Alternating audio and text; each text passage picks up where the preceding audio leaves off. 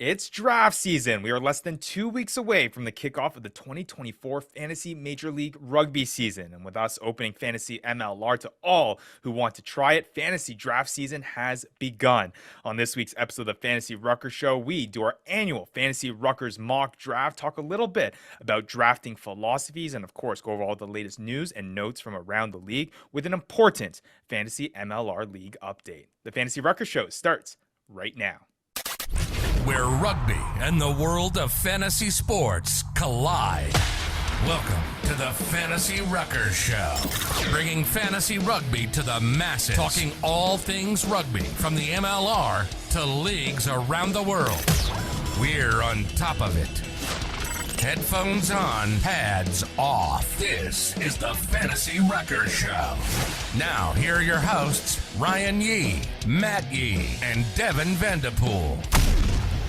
What's up, everybody? This is episode number 96 of the Fantasy Ruckers Show. Thank you so much to our Fantasy Ruckers League members, our community members, and everyone else tagging along on this journey of trying to make fantasy rugby a reality in the MLR. With you every single week, I am Ryan Yee, Matt Yee here with me. And Maddie, like we said at the top of the show, it's draft season, baby, and we're getting into the thick of it here. Only 2 weeks away from the start of the MLR season, which means fantasy drafts are taking place. Man, don't you love this time of the year? I mean, yeah, things are starting to heat up. My draft boards are all coming together. I'm sure there's the new members of 2024 Fantasy MLR are all getting their draft boards ready. So yeah, it's exciting times, Ryan. I mean, not just the MLR season, but also the big fantasy MLR season. This is the biggest year to date. Yeah, biggest year to date, that's for sure. Again, the first season that we've ever been able to open it up to the masses and get people trying out Fantasy MLR for the very first time. We've been interacting with their community members, been interacting with people who've joined leagues. It's been super fun, and a lot of people are really excited. They've told me how excited they are, and it's only stirring up our excitement and our how pumped up we are for this 2024 season. It's going to be a lot of fun stuff. So on this episode number 96, we're here to get you prepared because, with those drafts coming up, you got to make sure that everyone has all the research that they need, the philosophies that they need, them being their very first fantasy MLR season. So on this one, it's all about the mock draft. It's the official Fantasy Ruckers mock draft episode that we do every single year. We're going to be going through 3 rounds of an 8-team draft. Maddie and I went through it, picked some players here. It's going to be a lot of fun. So we're going to break that down this episode. 10-team draft. 8-team draft. Was it 10-team? We definitely did the 10-team, Ryan. 10-team draft, which is reflective of the Fantasy Ruckers League. Yes, so 10-team draft going in to this one, which is going Ryan's to be... getting nervous because it's his first season. I am getting nervous. It is my first season. Give him a little bit of break. He's a rookie now. He's been this whole, emperor commissioner or whatever the heck they're calling it these days. And Ryan, he can't. He's trying to figure out where to get his mind right. And clearly, a little bit his mind is a little shook because he's about to go against the big guns. I'm just too excited. I don't know, Ryan, have you earned to go against the big guns? Have I earned? Are you ready to go against the big guns? Have I earned to be against the big guns? I think I've earned it enough. Am I ready? I think that's a little bit of a different question because obviously you guys have been diving deep into it for the past 2 seasons. So you guys have a little bit more experience on the league manager side of things, but a lot more. We'll establish my commissioner side. But yeah, we got mock draft this episode. Of course, we're going to go over the latest news and notes from around the league and how that's going to impact the upcoming fantasy MLR season. And then, of course, have a Commissioner Yee's league update with all the latest that you need to know about fantasy MLR when it comes to your leagues, when it comes to the Fantasy Ruckers League, a whole bunch of stuff going on. So we're going to get all to it. But can't be more excited, though. The leagues are finalized. Drafts are beginning, like we said. So we're going to get you prepared in this episode. But before we get into it, like we say every single episode, if you aren't already, make sure you're following us at the Fantasy Ruckers. The handles are up above if you're watching on the YouTube video, down below if you're listening on the pod. That's where you're going to get all the latest information. Got a whole bunch of good stuff coming for you this year that is kind of revamping the league manager experience. We're going to have top waiver wire ads. We're going to have team of the week. We're going to have a whole bunch of stuff, hopefully some interesting stats that will be coming out fantasy-wise on our socials as well. So you'll want to be following there to get the inside scoop throughout the fantasy season season at the Fantasy Ruckers. Again, Discord community has been blowing up. If you aren't a part of it, make sure you join. A lot of great people over there. You can find that link down below in the description. And hey, while you're at it, give this video a like, subscribe to the Fantasy Ruckers YouTube channel. We really do appreciate the support. Share it with your friends. Get this fantasy MLR thing growing here. Yeah, and we've been seeing comments being left. We've been responding. We've been liking. I'm seeing some pretty heinous comments from some people saying that they like this whole Supreme Commissioner thing.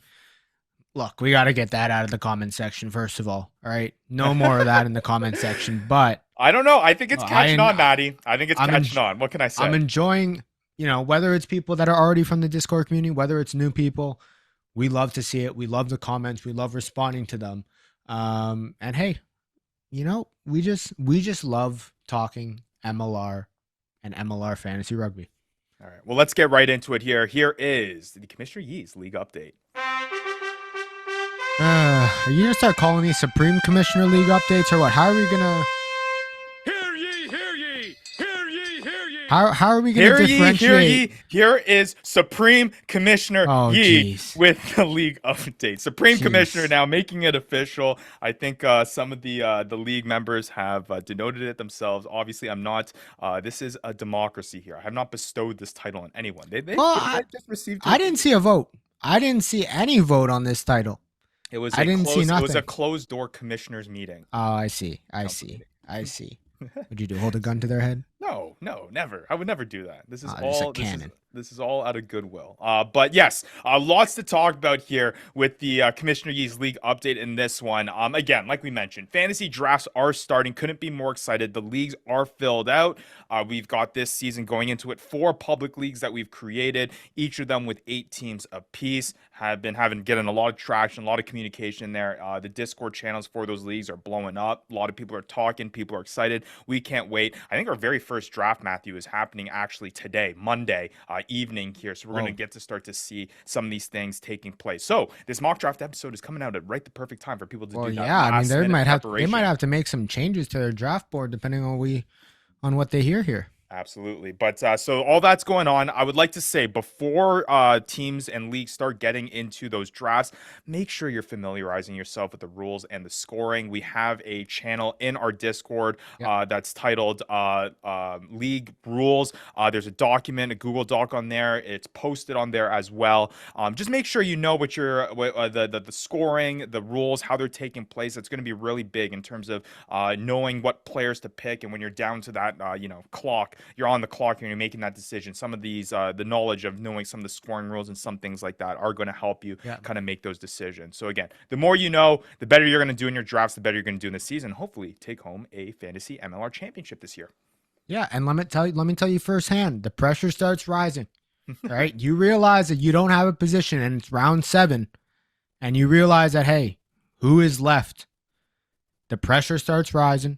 All right. The temperature starts rising. And you're going to want to be able to make some sound and calm decisions in your draft. It's true. And I guess talking about making those sound and calm decisions to help you out, the Fantasy Ruckers got your back. And we've come out with a draft kit for all league members to use. That has been posted in the league members resources channel in our Discord. It's a Google Sheet Excel file that you can download. It has every single player that will be participating in the MLR that's ranked from their 2023 stats. We've included also the players that are appearing for the first time this year in 2024. There's also a tab there to keep track of the players that you have drafted as well. And also a tab for you to kind of copy and paste players from the Fantasy Ruckers total draft database into that tab for you to keep an eye on certain players. And all of it's filtered. You can filter out. There's a column for you to know which players have been drafted, to filter out those guys that are already taken. Use that draft kit. Should be very, very helpful. I know that I've gotten some feedback from the Discord for people who may not be as Excel savvy to possibly have a printable draft sheet. That should be coming. Was it 1990? Whatever whatever works. I know, Matt, for you and I, we've used pen and paper in the past for some of our fantasy football drafts, but we are getting used to the 2024 age when it comes to using some more high-tech tools. So again, that draft kit's available, but we're just waiting for the latest kind of roster moves. We're going to get some into the news and notes here that have been appearing, and we want to make sure that we have the latest up-to-date PDF file that will be released that you can print ahead of your draft. So that should be coming out shortly, so keep an eye out for that as well. But right now, Draft Kit is available in the League Resources channel. Make sure you download that. Make sure you get that onto your computer, and you'll be able to use that throughout your drafts that are coming up. I will mention also, there has been a link that has been shared with every single league that is league specific in terms of the draft results. Commissioners have been given access to edit those files, and that is going to be how the whole league is going to keep track of how the drafts are progressing. I think most leagues are taking part in a slow draft format, so I know that's going to be kind of a little bit difficult to keep track of what players have been taken.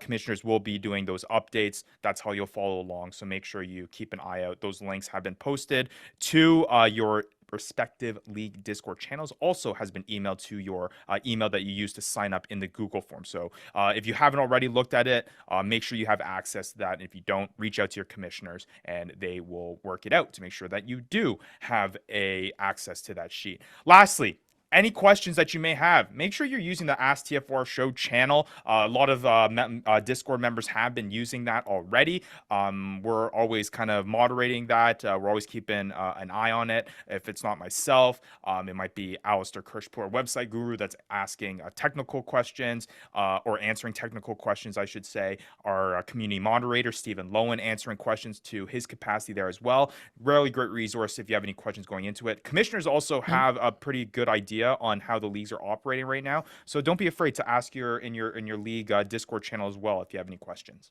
And I don't know, Ryan, if this needs to be a separate channel or if this needs to be separate questions, but we should have some sort of resource for them to ask strategic questions. Maybe there's guys from other leagues that are trying to figure out, what would we do here? What's our thoughts on this, being myself being a vet, you being a rookie, so we got to take your words with a grain of salt. But us being people that have talked fantasy MLR for the past 3 years, what we think about it, how we can help fantasy managers get their teams to the place that they want to go.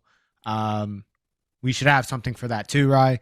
I think that would be pretty cool. And we know it's such a big tool as well because, I mean, you and I have both used it in the past, like posting on Reddit, you know what I mean? Like for fantasy football, being like, oh, who do I start here? Who do I sit? Like that's what that channel is for. We'll probably create another channel as well, like you mentioned, Matt, about just the community being able to help each other out in terms of decisions and with regards to getting some unbiased thoughts from us. Of course. On our show, right?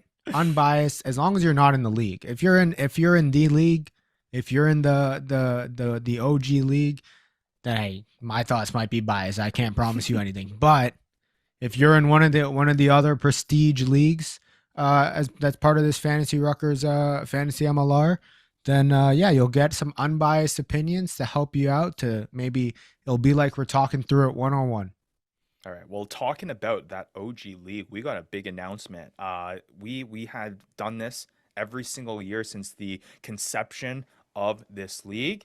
True. And the live stream for the Fantasy Ruckers draft is happening this week, Friday, March 23rd, 8 p.m. Eastern time. Join us on YouTube Live, where we will be streaming our Fantasy Ruckers League draft. Let's go. We will be streaming all 15 rounds of it. Like we did last season. It got a little bit crazy towards the end of the draft. It is a long stretch of getting all of that done, but it's a super fun night. So join us this Friday, March 23rd, 8 p.m. Eastern time to watch the 10 OG members, some new members, myself now in the mix here. You get to see Vandy, Maddie. Just watch all the chaos that is going to go down. A whole bunch of chaos last season. I expect there to be a whole bunch more chaos happening this year. So again, Friday, March 23rd, 8 p.m. Eastern time. That link will be distributed on our social media channels, on the Discord, and we appreciate anyone who kind of tunes in on their Friday night to watch a few fools here try to do their best in taking home a Fantasy Ruckers League championship in its third year. All right. Ain't that the truth? I'm looking forward to it, Rye. This is going to be good. should be a lot of fun. All right, let's get into some news and notes, Matt, from around the league here. Preseason in full swing, which is super exciting stuff. Had a several number of games that have occurred over the course of the past few days. The information coming out for that is quite difficult at times, which we'll get into here. But nonetheless, so some teams have been helpful on the social media pages. Some is the key word there. But let's first get into it. I mean, a big one here, San Diego taking on Chicago in their preseason match here. 21-21 tie, which is interesting there. But hey, it looks like Chicago and San Diego playing in Chula Vista, getting some preseason action in with a knotted up 21 match there between the two. Yeah, a couple key points that I took away from the limited information that we got. Gitto kicking for goal. Yeah. Something to consider. What does that mean for Lincoln McClutchy? We'll have to see. I mean, I didn't see any pictures, but I don't know if Lincoln McClutchy was actually in there. So that'll be something to think about for sure. He also has a mohawk. Yeah, what do you think of the Gitto Mr. T kind of mohawk kind of look there? Hey. He looks fierce. Looks pretty cool. I like it. As long as it translates on the field, we're happy. Nate Oxberger doing Nate Oxberger things. Billy Meeks doing Billy Meeks things. Both scoring tries. It seems like things are going as we expect. I think the big thing coming out of this is that Chicago being able to stand up to last year's finalists. And I know it's just preseason. We shouldn't be reading into it, but that's a good sign. Chicago clearly knowing how to put points up on the board this year. Yeah, should be interesting. Another team in action there for the preseason. Seattle Seawolves taking on the Pacific Pride, and talk about making a statement against what is a struggling Rugby Canada program. 79-7. The Seattle Pacific Seawolves Pride is a glorified club team. They lose against UBC. They lose against UVic. They lose against other teams in the BC Premier League. They're just another glorified club team. So I'm not surprised at the results. Big things to point out, Rye. Things that I learned from this. Duncan Matthews, a hat trick. Don't forget about him. Mm-hmm. Make sure you don't forget about Duncan Matthews, because that guy's he's still a threat. And we've seen what he can do in this fantasy MLR league. Inafuti still being a beast. And I don't know, Seattle Seawolves basically sharing pictures of Cara Pryor without telling anybody that he's on the squad. So welcome to Seattle, Cara Pryor, I guess. He's joining his old back row mate, Pago Haini, in the Northwest. So, that's great to see. And we'll see how he fits into that lineup behind Reichert Haddon. All right, and then also Dallas Jackals, Nola Gold taking on each other as well. Again, when it comes to information, we know nothing about this. Apparently, they kicked off. We don't have a score at this point in time at the recording of this podcast, but we do know that, in fact, that Nola Gold and the Dallas Jackals played. But what we do know is that the Utah Warriors and Rugby Football Club Los Angeles, I got it right that time, played as well over the weekend. 34-7 victory for LA, which is a pretty big statement win. Again, grain of salt because it's preseason, but I mean, coming out the gates hot here in preseason for LA. I mean, we have no idea what squad was playing for Utah. I think the only team that released a lineup was Seattle. So good on you, Seattle. Way to go. Well, I think so. I believe so. I think that's right. I mean, they released a 23. I think others played as well. Utah, I mean, it makes sense. They didn't tweet anything about this game, not even that it was happening, not even the results, nothing. They tweeted absolutely nothing. And I guess, they probably didn't want to share it. They lost to a bunch of, phallic symbols running around the field, 34-7. So makes sense. I don't blame you, Utah, but a couple things that I took away. Dan Hollinshead looks like he's kicking for goal. Where's Jordan Chait? Did they just not share pictures of Jordan Chait? We don't know. But all the pictures they had that they shared was Dan Hollinshead kicking. And then also James Stokes is there in the 12 jersey. At least I was assuming. They didn't actually say it. I just saw the wrist tape. I saw the English hair. So I'm assuming it's James Stokes. It looks like James Stokes. That's the next level. That's my investigative. My investigative analysis. But Ryan, I just, you put a camera. You can just put a camera anywhere. The quality doesn't even have to be great. Last year, we got some potato quality potato quality preseason. And it sucked. Yeah, sure. But it was something. We could at least see something was happening. Can't these teams just there's fans that are clearly interested in seeing these preseason games. Sure. It can't be that hard to at least tweet about it, at least give people some commentary surrounding it. Or you just set a camcorder literally anywhere and just live stream it onto YouTube or post the game after on YouTube. I mean, I don't know. I don't know what edge you're trying to get here, but there's fans here that just want to see it. Yeah, well, I mean, I guess that just speaks to how excited I guess fans are just to see some sort of Major League Rugby action as we tick down the clock here in under 2 weeks to go here to the start of the season. People are itching for that first week to come up, and they want as much preseason action as they can get. But this is what they're going to have to settle with, at least as of right now.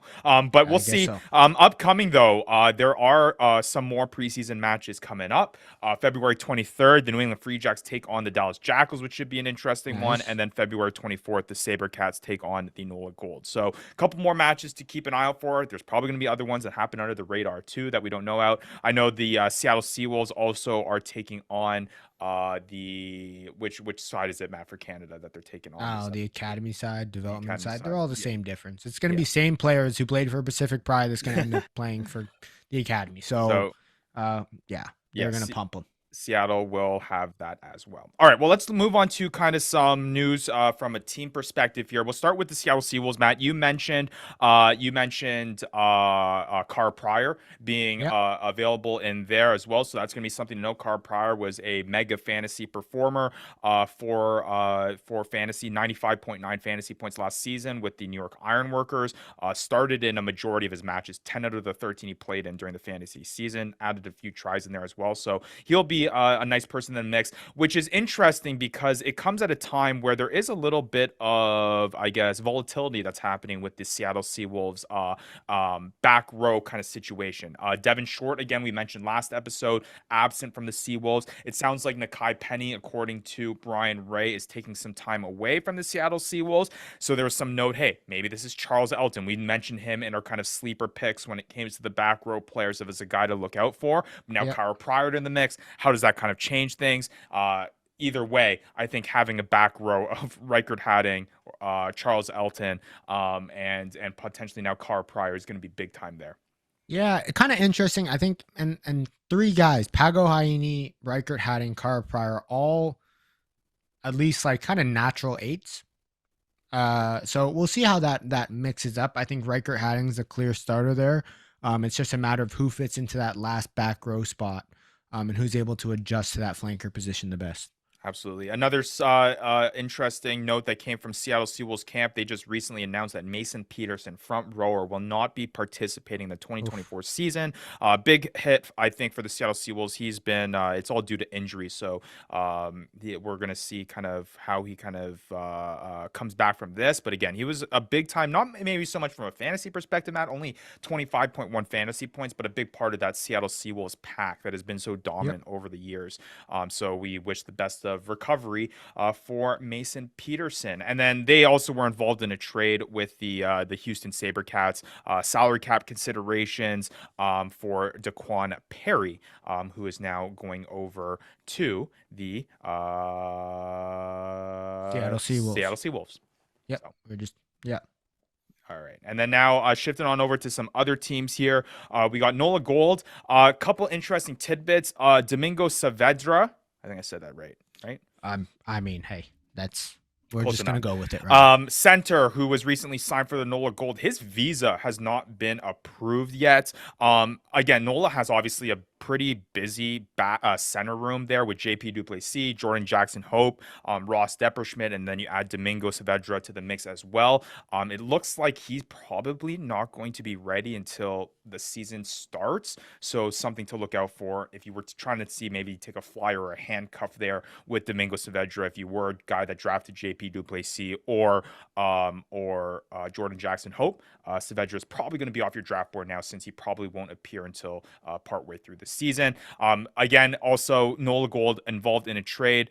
They have signed Taniela Filimoni, back three player, played with the New England Free Jacks, was acquired in a trade for salary cap considerations and a third-round pick. He is now official member of the Nola Gold. Old Glory DC, moving on here. Damian Hoyland, Matt, you mentioned him last episode when we talked about back three players, about a guy to watch out for. He's experiencing visa issues, according to an interview with ownership of Old Glory DC on Rugby Weekly there, with Matt McCarthy, who is a part of the Fantasy Ruckers League, and we'll see how Rugby Wrap Up is able to do this season. But Damian Hoyland also experiencing visa issues, which means that his future for being with the Old Glory DC team at the start of the season is up at risk. Ownership is optimistic that they said in the interview that he'll arrive in time for the start of the season. He's currently trading in Edinburgh to stay sharp, but some risk there now when you're looking at Damian Hoyland on your draft boards. He's currently not with Old Glory DC at this point in time at the recording of this podcast. Yeah, that's a big one, and you definitely want to stay tuned, and probably will affect his draft stock, just with the uncertainty. But I think that helps out Axel Muller's draft stock, just knowing that he's been in camp. There's been pictures released of him already in training camp. So knowing that he's probably going to be their number one back three player, coming out of that, and maybe his stock and his opportunity goes up. All right, and then moving on to the Carolina Anthem. Junior Gaffa has been loaned from the New England Free Jacks up until April 7th. And it's going to be interesting to see how many, like, this is kind of the mix now of what we're seeing from like European soccer with kind of North American style sports. And we're going to see how many of these loans happen, especially with this Anthem team that is obviously a developmental side. You're looking to get guys that get playing time if they're not getting playing time with their respective squads, especially when they're trying to make a bid for the USA Eagles. Junior Gaffa is going to be now one of those players that at least up until April 7th is going to be on loan with the Anthem from the New England Free Jacks. Yeah, interesting. I don't know what to think about this, but hey, if we're going to see more guys get playing time, see some younger guys get in, maybe those are some guys that you can look at as like, hey, if they're in the starting lineup and you need a guy, do you take a flyer on them? Because they're probably not going to be on any teams. So we'll see how that kind of changes the way that we work the waiver wire a little bit. Yeah. And also Anthem involved in another trade with the New England Free Jacks. Sayosi Nye, scrum half, is going to the Anthem in exchange for salary cap considerations from the New England Free Jacks. So just adding to that depth there at that scrum half position for the Carolinas, who right now have Reno Teoni, Sean Yakubian, and now Sayosi Nye at that scrum half. Going to be interesting to see who kind of emerges there as their 9. Yeah, I mean, Sayosi Nye was part of that whole Crossroads Cup, but he's a Tongan international. Or Tongan born at least. And we'll see. I have a feeling that Sean Yakubian is going to be starting there, but we'll see who emerges by the middle of the season or by the end of the season. And then last piece of news that we want to get to before getting to our annual Fantasy Ruckers mock draft is that the announcement for the Fox Sports schedule for USMLR games this 2024 season has been released. Got some notable matchups there. I think the Seattle Seawolves and Houston SaberCats in week 4 on Fox Sports 2 is going to be a whole lot of fun. We're looking at, I think there's a lot of hype going in with the Chicago Hounds, them taking on the MLR champions from 2023 in week 10 on Fox Sports 2. Just really, really cool to see the exposure that the MLR is getting, and to actually be on a big network. We've mentioned it before, and we've talked to people about, why isn't the MLR growing? What's the next step for the MLR? And it's come up in interviews that we've had with players. Really, the sign for the growth of new emerging professional leagues, that next big step is scoring that TV broadcast deal. And having that, this is now there's we've had it in the past, obviously, from seasons. It feels like there's a lot more this year that are being broadcasted on the Fox Sports network. So again, inching closer to really becoming a legitimate force here within the North American sports realm.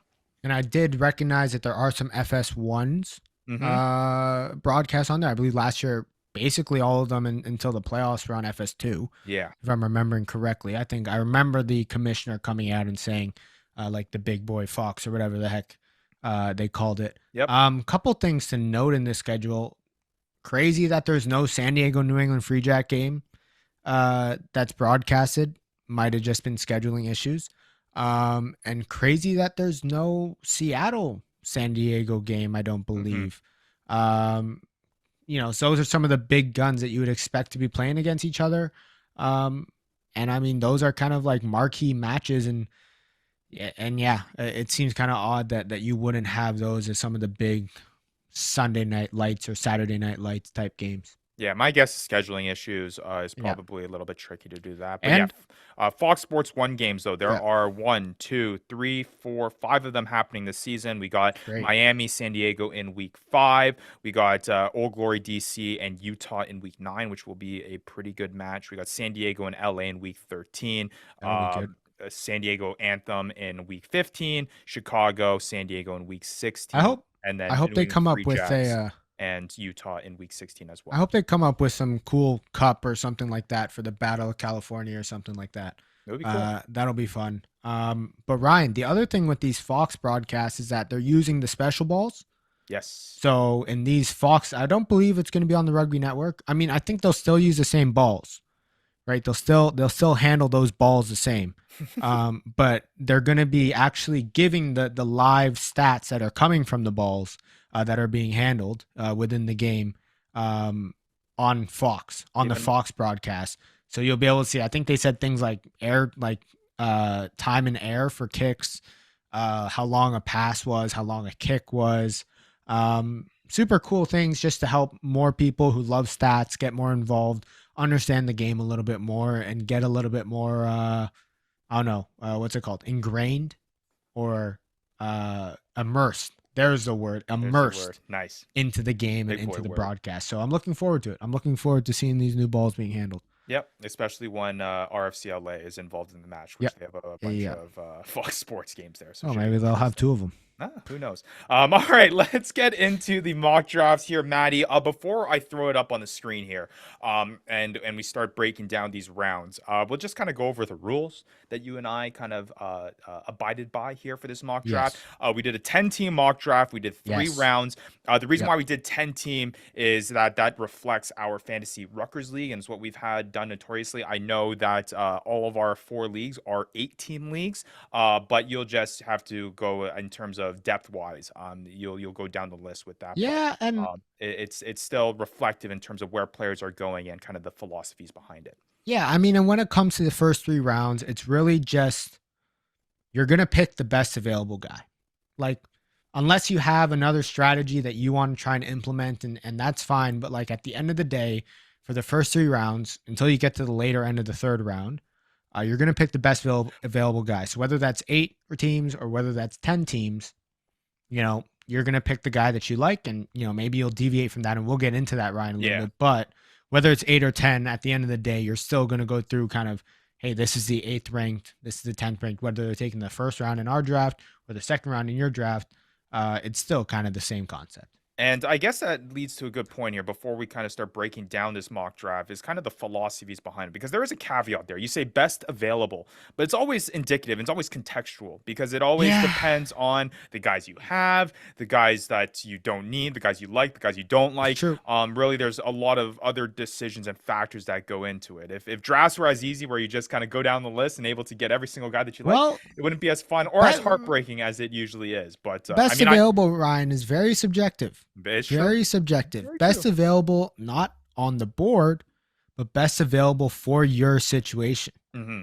That's true. That's true. So I think the main thing with these mock drafts, as we start to get into it here, is that it's, and I think we mentioned this last year, it's the kind of the brain kind of teaser, the kind of the exercise, the brain exercise, the mind exercise of going through this and being put into certain situations and kind of your thought process and why you go certain routes. Because again, it's hard to predict. Everyone knows, especially if you have other fantasy sports experience, kind of drafts are unpredictable, and you're going to be put on the clock. MLRs even more so. Exactly. So you're going to have situations where things aren't going to go your way. You're going to have to make last minute changes. So again, this exercise is basically doing that in terms of how you think through it, and kind of when you're brought up with these certain situations, kind of what the thought process is. So again, I think for our listeners and for league members especially who are listening to this mock draft or watching this mock draft, the big takeaway here is just kind of applying some of these philosophies and some of these decisions to your own drafts and when you're brought into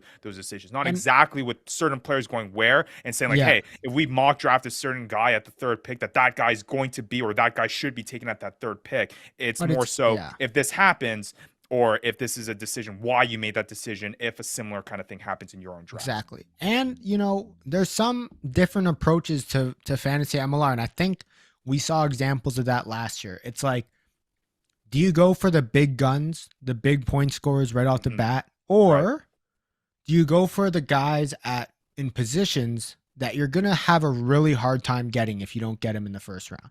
Absolutely. Positions like second row, front row, scrum half. Those are three kind of positions where it's like, hey, there's maybe a clear top one or two guys. Are you desperate to get that guy? And do you want to make sure that you have a guy at that position? Or do you want to just get guys that score points and go off that basis? That's usually what I've seen and experienced in the past when we've gone through these drafts.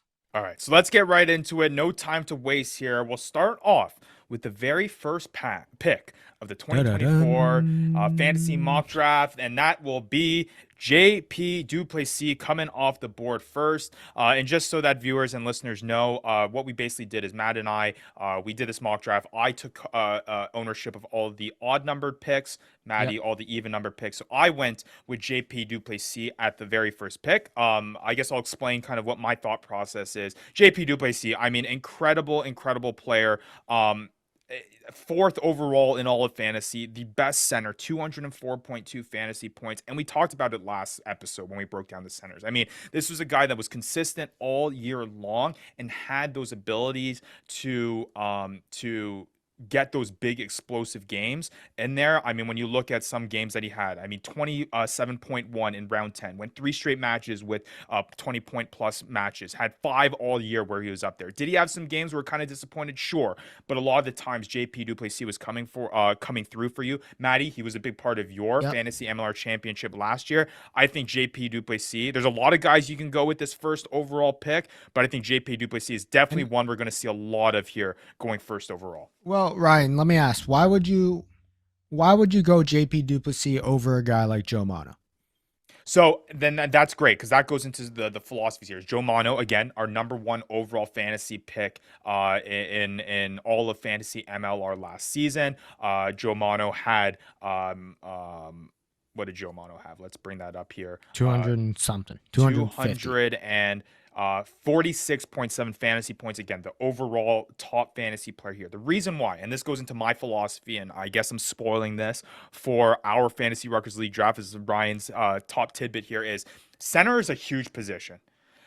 They are the biggest point producers. We mentioned it in our social media channels. They are the guys that are going to consistently get you points on a weekly basis. And the loss that you're going to get from having a center that isn't able to produce that is going to be huge. Our back 3 players are going to have explosive weeks for you. Yes, I'm just not willing to take the risk that Joe Mano is going to be able to do what Joe Mano did last year on a weekly basis versus the points that I'm going to lose at a center position who consistently gets you double-digit points every single week. Not going to put up those duds. Again, a big source of that is the center position. I want to build my team around a center, and that's what I'm going to do here with the first overall pick. And you know what? That brings me kind of segues right to my pick because I had to make the same decision in the second pick of the first round.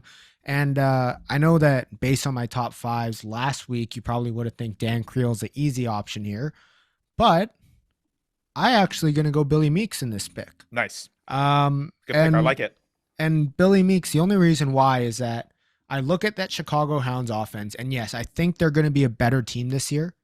Remember, Billy Meeks missed the first 3 weeks last year and was still up there in terms of points. I think the offense is going to get better. I think he's going to get more go forward ball. I think he's going to continue and has a better chance I can have a better chance knowing that, hey, Billy Meeks is going to be the highlight of that offense when it comes to the midfield. When it go to Seattle and you look at Dan Creel, I don't think there's that much doubt, but they did bring in one of the biggest centers in international rugby. K train. You know, yeah, they did bring him in. You would kind of be wasting it if you didn't give him opportunities to be highlighted with an offense. And does that take away from Dan Creel? I don't know. We'll have to find out. I don't think it'll be that much, but enough for me to say, all right, I would rather take the shot on Billy Meeks. Yeah, And then absolutely. to that point, right? I mean, why didn't I? The same question goes to me. Why didn't I take Joe Mano? Why, like, he was a top point scorer last year. Why wouldn't you take him? And my philosophy, not philosophy, but my reasoning is a little bit different than yours. And it's like, we've seen Joe Mano, guys like Joe Mano come out of nowhere. Yeah. Joe Mano not even getting a sniffed until I think the last few rounds of last year's draft. Mm-hmm. You can find these back three guys in other places. You can Yeah. find these back three guys in places you don't expect. I don't think personally it's as crucial to get that position right as much as it is to get the center position right in these early rounds. Yeah, the difference between the top center versus kind of your middling centers versus your top back three player and your middling back three players. Like back three players are going to score tries. You know what I mean? Like Yeah. it's very reflective of teams. And you're going to have guys that can reach that ceiling. Maybe not to the same extent of Joe Mano, but you'll Yeah. be able to find point production elsewhere at that back three position much more easily than at the center position. So that kind of, again, leads me to my third pick here that I came up with Dan Creel, and you kind of explained Nice. all that. Really, for these top three picks, for me, it was weighing out the decision between Duplessis, Meeks, and Creel, and they each bring their own thing to the table. Like, I would not be surprised if Creel went number one. The consistency he showed last season was incredible. I mean, you see that. And then obviously there's Billy Meeks, what he's been able to consistently do from a weekly basis when he was on the Guillotines and won back of the year to what he showed on Chicago Hounds last season, even on kind of a middling to low tier Chicago Hound squad. They all bring their own stuff to the table. And I think I wouldn't be surprised if any variation of this order of three of Duplessis, Meeks, and Creel kind of set in the drafts in terms of the guys that are top off the board. Again, I think to your point, Maddie, about kind of going the back three player, and this kind of alludes you to your next pick here, is that there may be this Ed Fido effect from last season as well. That's Again, true. for those of you who hadn't followed along, Ed Fido, Billy Meeks was dealing with the visa issues. It was kind of known that Billy Meeks, if he hadn't, was going to be dealing with that, was going to go first overall. But Ed Fido was kind of the year before Joe Mano. You know, I mean, he was this year's version or last year's version of Joe Mano, where there was so much hype. He scored so many tries with the New York Ironworkers, and he is going through here, and to miss out on that, I think there was a lot of stress there. But then we saw what Fido did last season, the disappointment he was, ended up being one of the biggest busts there for fantasy MLR. So I think it's a lot more safe to go with the center position that you know is going to produce points here and really fill out that key role to build your team around that basis. But here, coming in that 1.4, Matt, you're taking that turn. Yeah, I mean, at the fourth here, I just looked at it, and you can't not go Joe Mano, right? Like, it is so hard. You look at the top three centers are off the board. Mm-hmm. Those guys are kind of like once you pass those guys, now when you look at our top fives, you're getting into guys who have a little bit more uncertainty. Yeah. There's a little bit more debate over who is in those ranks. And there's one debate that we can't really take away, and in that Joe Mano was the top point scorer last year. And yes, there's volatility, but it is what it is. You got to take a shot here. Joe Mano showed that, it's not just at MLR level. He was able to do it at international level as well. I think here it's like, if you're not going to take him here, he's going to get taken next. Yeah. I mean, and this could be the steal of the draft, right? It Like could be. if we had the crystal ball and we knew going into this season that Joe Mano was going to produce what he produced last season, he is unquestionably the number one pick. Yeah. Right. It's just that there's a little bit of concern here. Will he be able to replicate what he was able to do last season with the 246.7 fantasy points? And throw in those 35.6 fantasy point games. It's hard to predict that again. Mind you, Ryan, nobody's going to get mad if somebody, or nobody's going to think you're crazy if you pick Joe Mano number one. No, and right? that's what again, it's just the amount of risk that you want to take on. I think the Duplessis pick, the Meeks pick, the Creel pick is just a lot safer than the Joe Mano pick. You're mitigating you being burned later in the season. The Like way if that you we can do it is lay it on the table is this. JP Duplessis, Billy Meeks, and Dan Creel have been the top 3 centers for the past 3 years. right, right. 3 years in a row. I mean, Billy Meeks, he didn't play, but they've been the top 3 centers if you look at per game kind of, and you're looking at it that way. When you look at the back 3 the past 3 years, we've had Ed Fido at the top. You've had Joe Mono at the top. We had, Ed Fido was 2 years in a row, but he Nate fell off. Oxberger came out Joe of Mono, nowhere. Nate Oxberger. Yeah, exactly. Nate Oxberger came out of nowhere. I'm trying to think who else, but like they're clearly based on history is that there's been more volatility in who's going to be at the top of that back 3 position list. Right. All right. And that kind of goes into the philosophy now coming into this 5th pick that I made. I'm going with Vian Conradi of the New England Free Jacks, Nice. taking That's a the good pick. Best back row off of the board, at least on my top 5 rankings. He last season was electric, the best back row player, 193.8 fantasy points, and kind of the same sentiment in terms of center players. Back row is going to be a whole bunch of points because of the tackles, because of the meters gained, the potential for breakdown steals, their involvement at the breakdown and their involvement within the game. There's a lot of points that get produced there, and kind of the same sentiment from the center. The advantage that you have of having the top back row player versus that middling back row player. It's again kind of that safe pick. And the decision making here, which we'll get into your pick here next, was how do I pass up on Nate Oxberger? Right. I mean, this is a guy that was electric last season, finished 2nd overall in all of fantasy with 228.7 fantasy points. He was really that uncut favorite and in going into this. But again, for me, and maybe this gives a lot of way for how I'm going to be approaching drafts this season with these especially this first round. I want stability. I want as sure of a thing as it can get. Will that burn me in the future? Will Joe Mono be the league-winning pick? He could very well be, but I'm trying to mitigate. I'll try to go and shoot for those risky picks in the middle rounds or even in my 2nd round. With my first pick, I just don't want to get burned. I'm going to go with the safest pick that's available to me, and to me, that's Vian Conradi. Yeah, and I mean, look, he's an anomaly when it comes to the back row. The way that he scored points last year puts him up there with a bunch of these back 3 players. And he was like head and shoulders above the next available guy going into the season.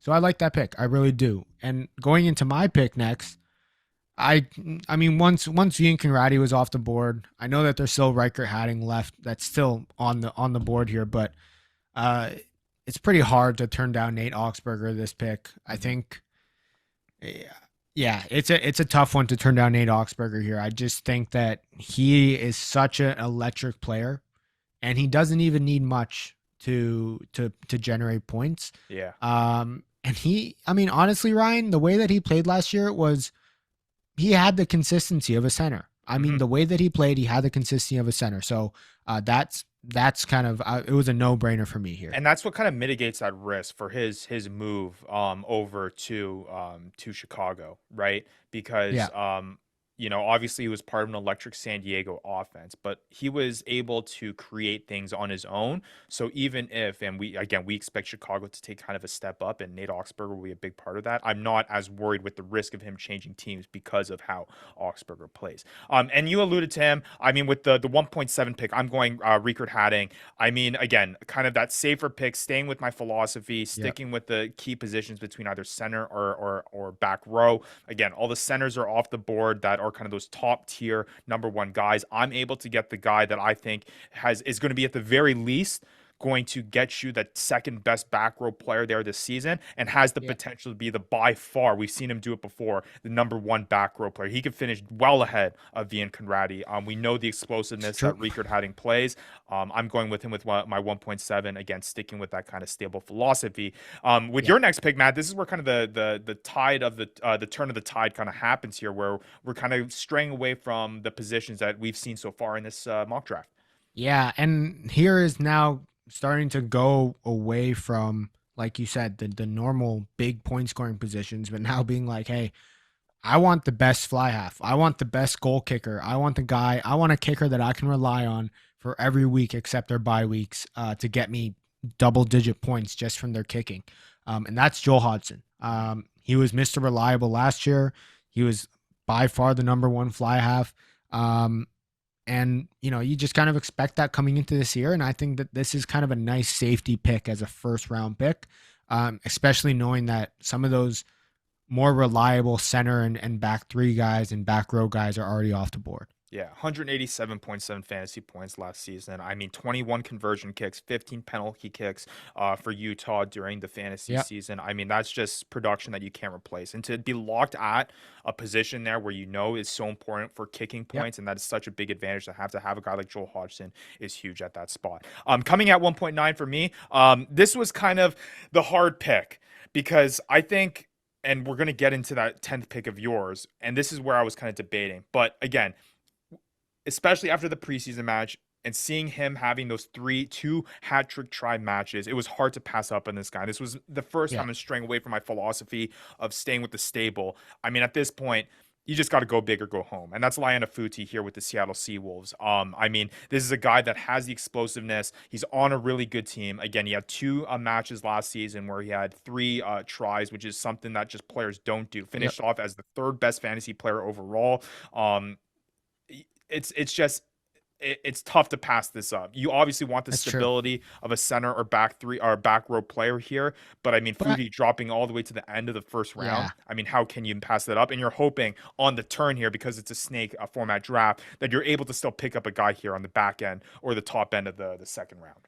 Yeah, but here's now the top guys in those stability positions that we're calling it, right? Back row, center, back three a little bit less stable, but the stability guys in those positions. Now we're getting to the point of you got to start taking a bit more risk here, right? Like you got to start taking a bit more risk. Futi, I think, is a risk. He didn't necessarily start off the season great. He wasn't necessarily the starter coming into last season. But yeah, he showed himself throughout the end of the season. But you just don't know. I think for me, it was a don't know. And I was okay with you taking Futi, honestly, at 1.9 because I knew 1.10. I knew exactly what I wanted to go, and I was hoping you weren't going to take him, and that's Leroux Milan. Yeah. I mean, you can't look at last year. I'm not going to look at last year as an indicator of necessarily the total points scored.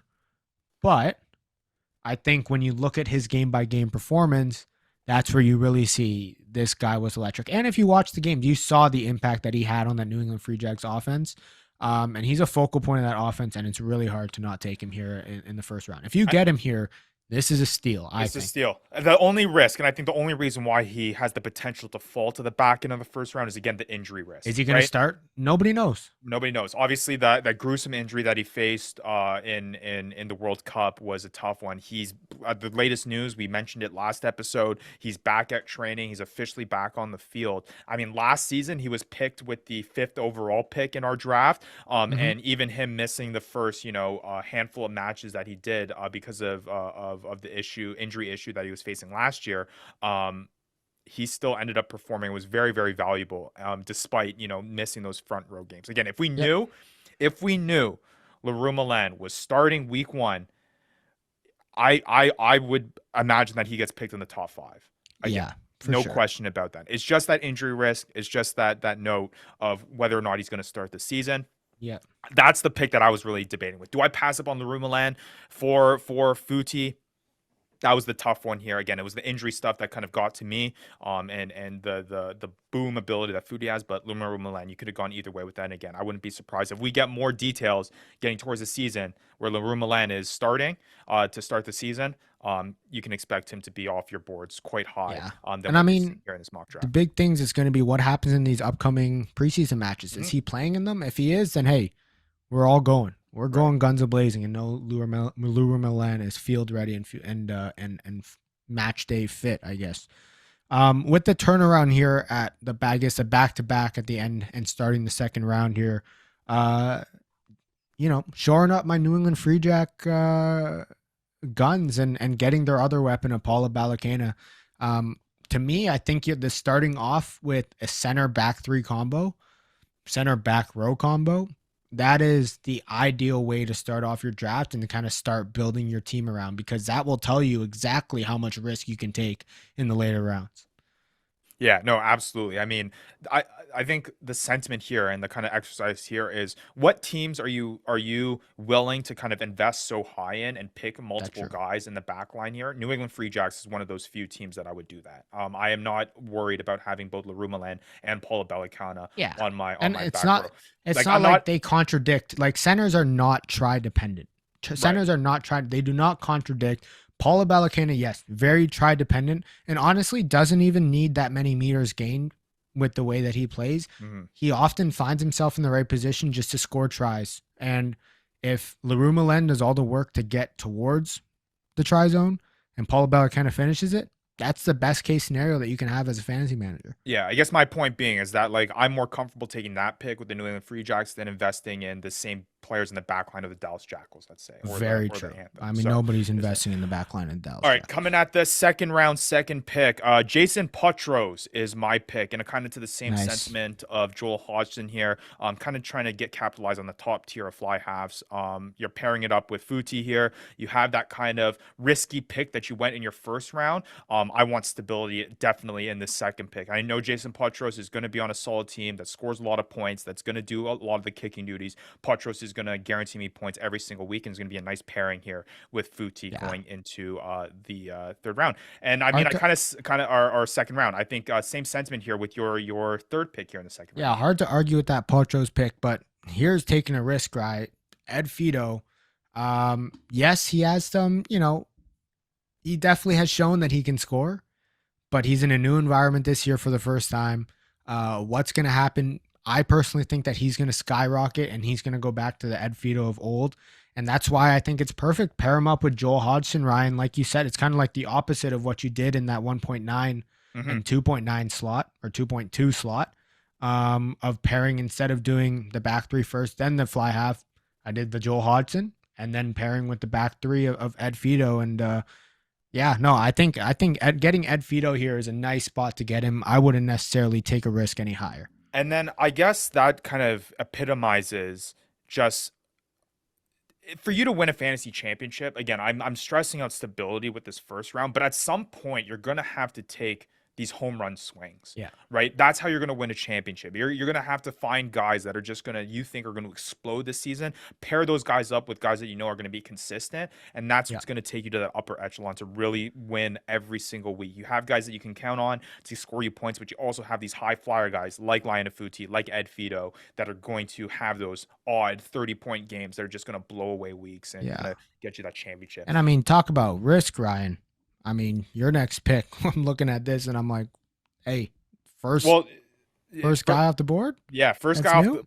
first guy off the board that's brand new. I know Matt, you're really high on this He's a little fridge, Ryan. yeah, this fridge coming through. Nick Grigg of the Miami Sharks is coming in here at my fourth pick of the second I like round it. to pair him up with Riekert Hadding. Again, same sentiment. I have stability in Riekert. I know Riekert's going to score a whole bunch of points.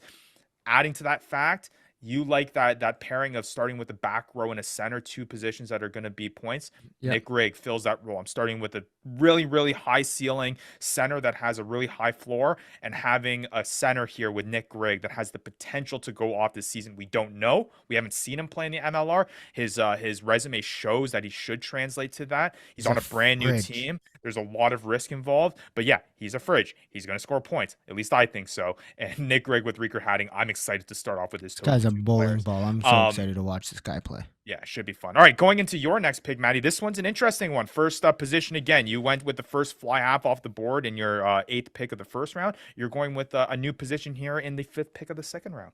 Yeah. You start off this team.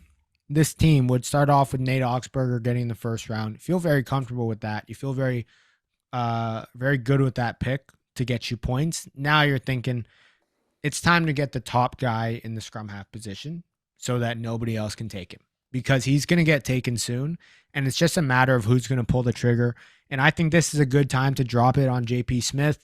I think that, as long as you're okay with hoping that you can get some other point scorers in the back end, that week by week, you're going to, if not have the number one scoring scrum half, you're going to have the number two or the number three scoring scrum half every week. And I think that is nice security to have in a different way than the security you're expecting from the centers, the back rows. Yeah, I mean, those picks can pay off, or they could end up biting you in the butt. I mean, Augsburger, JP Yeah. Smith, like I think out of all the teams that have drafted so far, maybe compared to maybe the next pick that I'm going to make here, probably the riskiest, the biggest boom Yeah, for bust here sure. on the board so far. All right, coming here at the sixth pick of the second round, I'm going second row, first position again off the board, Sam Gala, and kind of the same sentiment about JP Smith. I mean, you're Mhm. just picking the guy that is in the upper echelon at this position. No one is Yeah. like him. He's in a league of his own, and the advantage that you're going to have on a week in and week out basis of having Sam Gala at a position that doesn't produce a lot of fantasy points, similar to the JP Smith and scrum halves. Sam Yeah. Gala with the second rows, 138 fantasy points last season, way Yeah. above Way any other above Johan fantasy Mumson. player. Johan Mumson 117 last season. Yeah, I mean, you're gonna have such a big advantage having Sam Gall. You pair him up with Vian Conradi, kind of again, that same sentiment. You have stability at Vian Conradi. You know he's gonna produce points on a weekly basis. Pair that up with Sam Galla, which again, you know Sam Galla is going to produce points.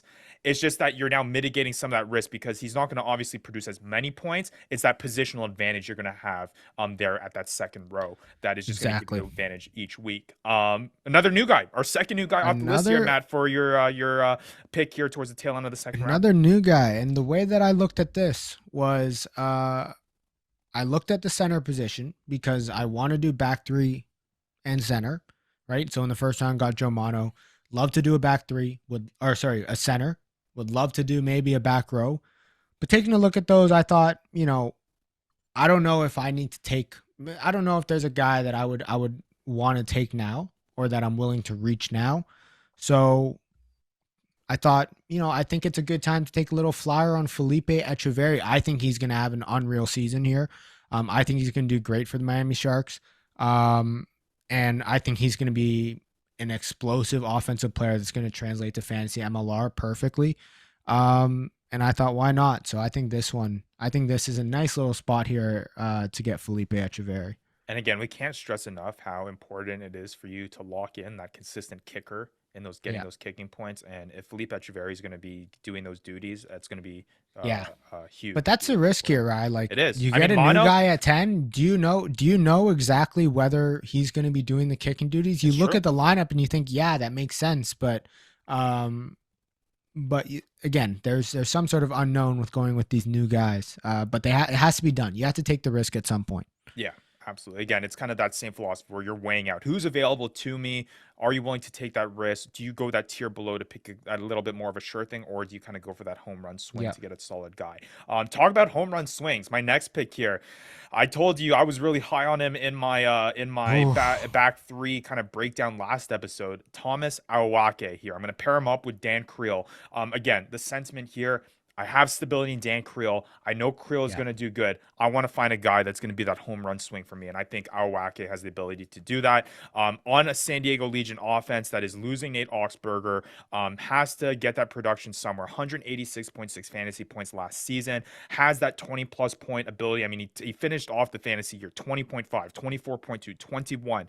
He's kind of just kind of that next step up. Or next step below, I should say, for that back three player. I think Yeah. I want a piece of that San Diego offense. I piece him together with Dan Creel with the stability there. I'm happy with having Creel and Awake on my team. Yeah, I think for me the big question is, and I'm not as high on Awaki as you are. For me, it's whether that offense is going to be the same now that they've lost so many key notable guys Sure. from last year. But with this 2.9, I guess 2.9. 2.9 pick, I'm going with a little bit of another new guy. I mean, that's two new guys in a row for me. But Axel Muller on Old Glory DC, the back three, I think he's going to have a great season for Old Glory DC. He's going to be the star of the show there. Obviously, we talked about the Damian Hoyland news. We don't know about that. We could see his stock going up, especially with Axel Muller being familiarized with the offense and Mhm. training with the team. I think that's great. And pairing that with Billy Meeks, Billy Meeks provides stability, like we keep talking about. Axel Muller brings that, high reward, potential high ceiling that you can rely on week in, week out in that back three position. All right, and then me at the last pick of the second round on the turn here to pair up with JP Duplessis.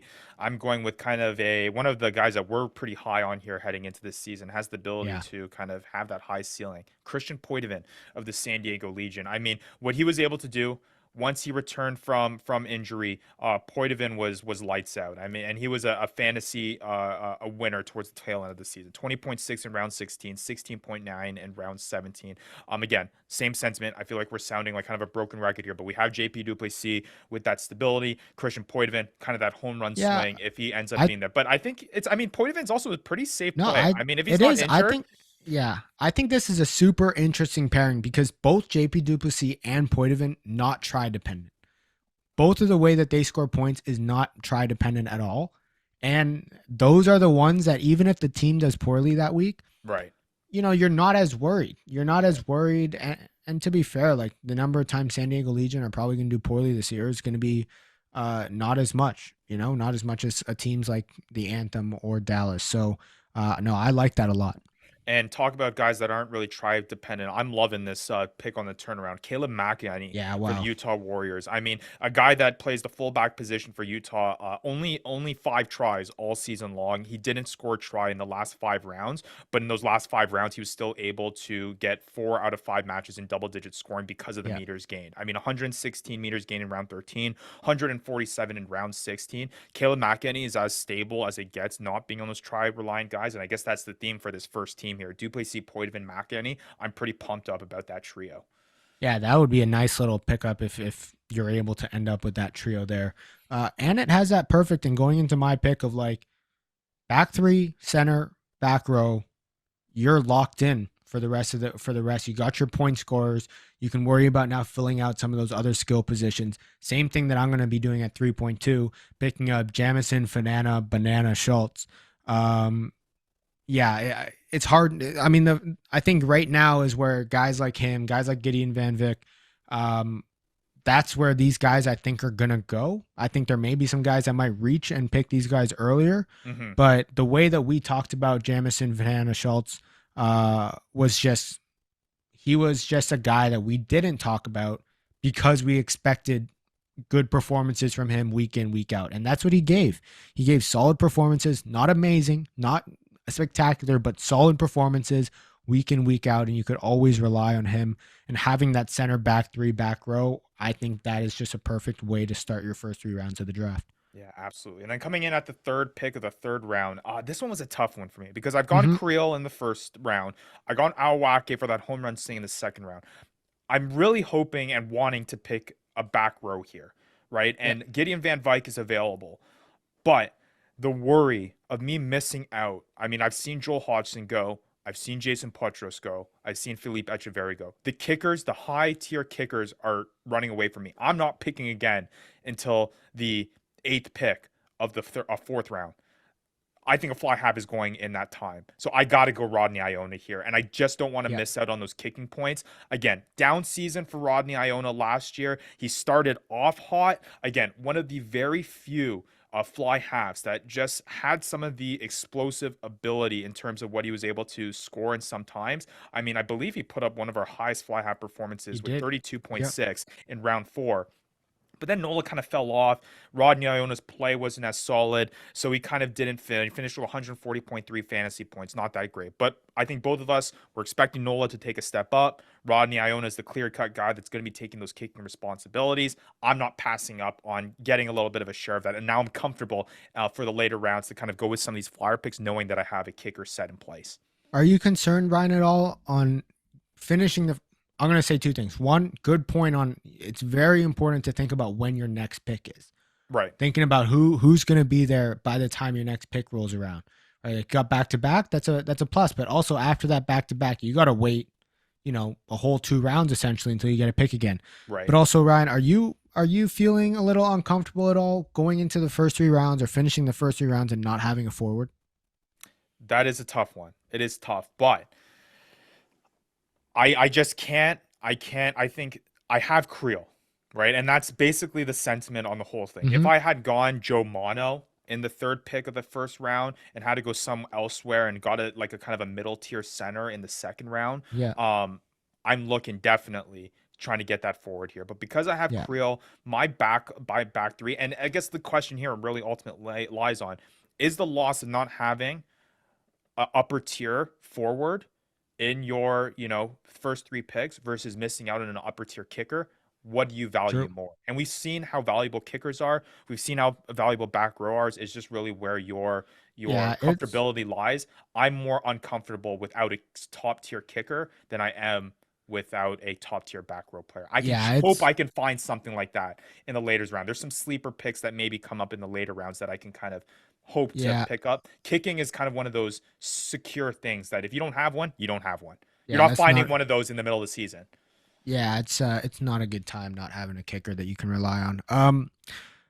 And I took a little bit of a different approach here. I mean, with this 3.4 pick, already having a kicker locked in, unlike your last team, having Joe Mano, I thought I had to go with Gideon Van Vick, getting some back row stability, that we're going to keep saying, but getting that back row kind of play. Gideon Van Vick kind of hit with the red card last year.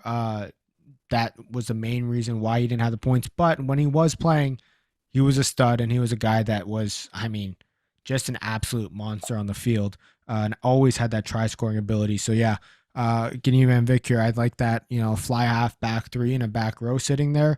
That sounds good to me. Yeah, Mono, Echeverry, Gideon Van Dyke. That sounds like a pretty solid starting three for me. All right, coming at this next one. Had to go with something here. I mean, I picked Vian Conradi with the first picked Sam This one's Gola pretty with the crazy. second round pick, and I'm really hunting for that back that I need here. I can't Yeah. go with another forward here, especially when it's not, any point producing positions here. Got to go with the fly half. I'm not looking at any fly halves here because Rodney Ona was just taken. I'm looking at the center position or back three. And to me, hey, I have stability in VN.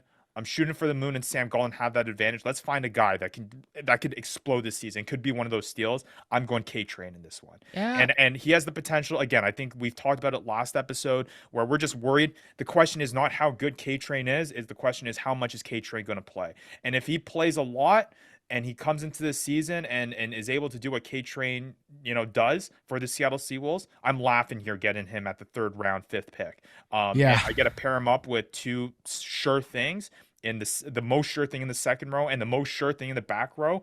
I mean, I could have one of the best centers in K Train if the risk being if he plays. Again, I'm going with a lot of risk here because I have so much stability with my first two picks in Conradi and Gala.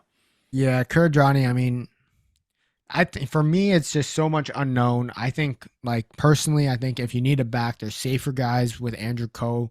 But it's hard to get mad at somebody from taking, Kurdrani. Like, yes, there's a lot of unknown. Yes, you don't know what's going to happen, but somebody's got to take that risk. And I guess this time it was you.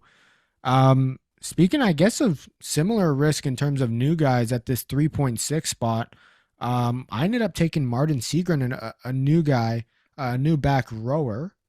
And I just felt like, you get a back three, right? You pick up Augsburger in the first round. You go with the not flyer, but you go with the positional pick for JP Smith in the second. You need to either shore that up with a center or you got to shore that up with a back rower. And I thought center wise, I think all the top guys that I would look at this spot are taken. And I have Segren ranked pretty high. And I thought, hey, it's time to take him now, or else you're not going to get him on the turn. So Martin Segren here for me was the pick. All right, and at 3.7, I got Riekert Hadding, Nick Grigg. A little bit of risk there with Grigg, pretty sure thing with Hadding. I just needed, I wanted to get a guy that was going to possibly just score me some tries here, get me some points, and kind of shore up what I have in Riekert Hadding, and that's Andrew Coe. I mean, Andrew Coe, there's a little bit of risk here because he finds himself on a new team, but I mean, 2 seasons into his career, he's looked pretty solid. He was solid last year, 168.8 fantasy points. And he should translate pretty well to LA. Yeah. We've had him on the show before, and he talks how he's excited for this RFC LA team. I'm happy with Hadding, Grid, and Co. And he's the guy. He's the guy there. You look at that back three, he's clearly the guy. It's just a matter of how is this LA RFC team going to do overall. They beat the pulp out of Utah, so we'll see if maybe that translates into the season. We're going to keep on the West Coast theme, Ryan. Keep on the LA vibes. Those vibes of the coastal wave that's on their jersey. And I'm going to go with the center of James Stokes here at 3.8. I think you short up the fly half position. You got Ed Fido as a bit of a flyer.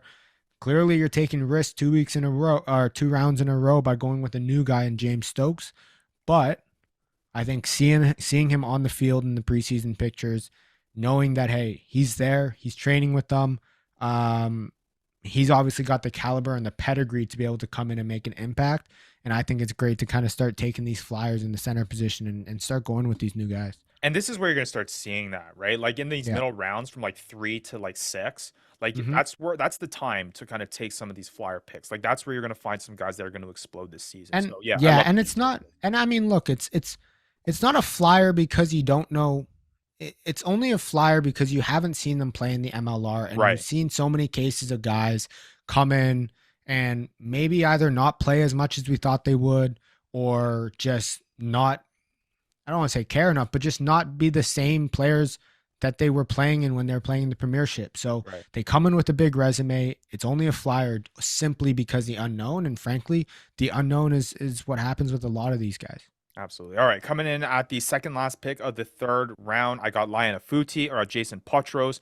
I'm going Charles Elton in this one. I needed to get a Heyo. forward here in this one. The news of Devin Short no longer being with the Seattle Seawolves right now kind of bolsters Elton. He was already a sleeper for me in my top 5 that we mentioned, the back row. I mean, Elton did pretty solid last season, 157.7 fantasy points.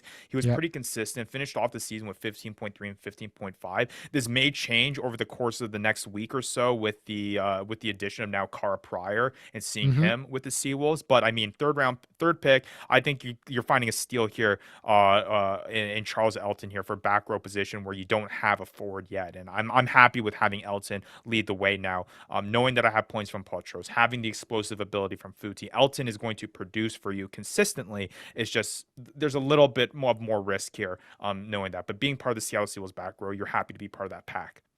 For sure. And with the final pick of the third round, Ryan, going with Dylan Fawcett. We're going with the positional pick First here. front row off the board. First front row off the board, which I think is going to be Dylan Fawcett. And yeah, it's hard to argue that Dylan Fawcett is not the number 1 front row. He's been that way since 2 years in a row, pretty much. Well, I mean, yes, there was Samuel Malolo, but going into each season, he has been the number 1 front row, and he's the number 1 front row going into this season. You got Leroux Milan, you got your center, you got your back 3. I think back row, you can probably wait till the later rounds. I think right here is a time with all the other picks that were taken. It's time to kind of reach for that and step up and take that front row position before anybody else can.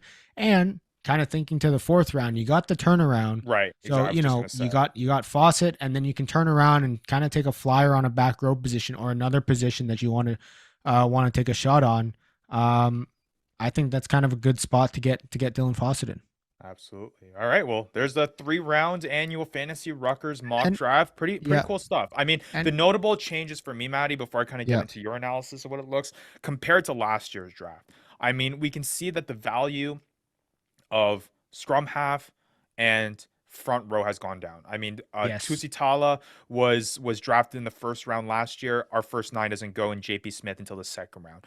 Dylan Fawcett was drafted in the first round last year. He doesn't go into the third round in our mock draft. Again, there is a big advantage of having these best top tier guys that are such a big advantage over other players in that certain position. But again, you weigh that out with the guys you're passing up on in the point production. Again, it's hard to pass up guys who are going to reach that 190 point kind of threshold versus Yeah. the 110 point threshold you'll get with the scrum half and front row. So kind of that was the big kind of thing that I For saw sure. in this one. And look, if we've seen from experience that we can't predict what every fantasy manager is going to do, this is how we would do it from our analysis. But we saw, I mean, we got surprised last year in the Yeah. first 3 rounds, in the first round, in the first 5 picks. It was completely different from whatever we had in our mock draft. So you're definitely going to come with surprises, but with surprises comes opportunity. And that means that if somebody else has taken one of these guys that you might fall to you. Or vice versa if you're looking to be one of those guys that are thinking out of the box. For me, a couple big standouts here. I think really just some guys who are left off the board. You got guys like Lincoln McClutchy. Is Matt Giteau a guy that maybe was left off the board as well?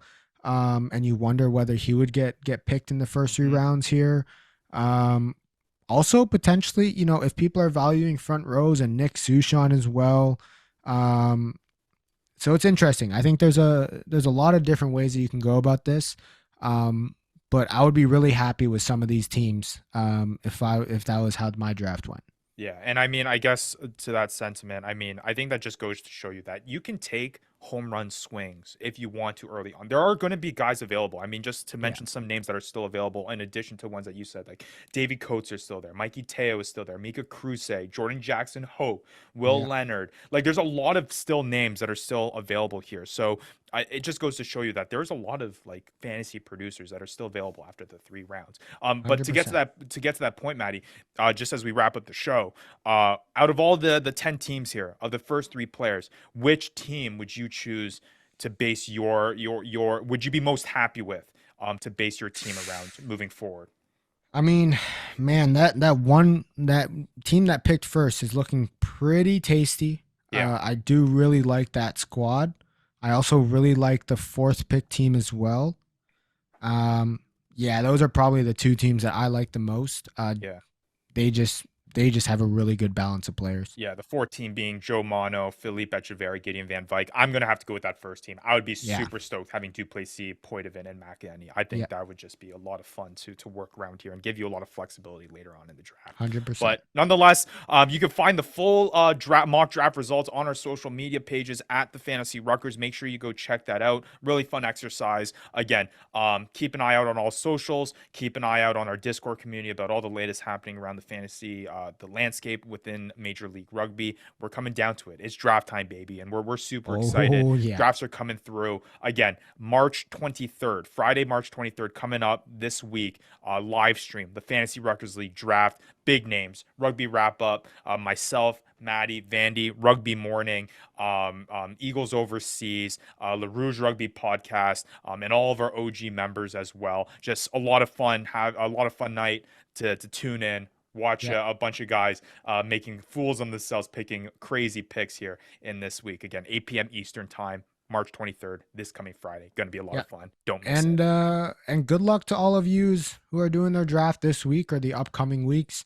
Enjoy, have fun, and I hope you don't fully regret your entire draft and you end up happy on the other side.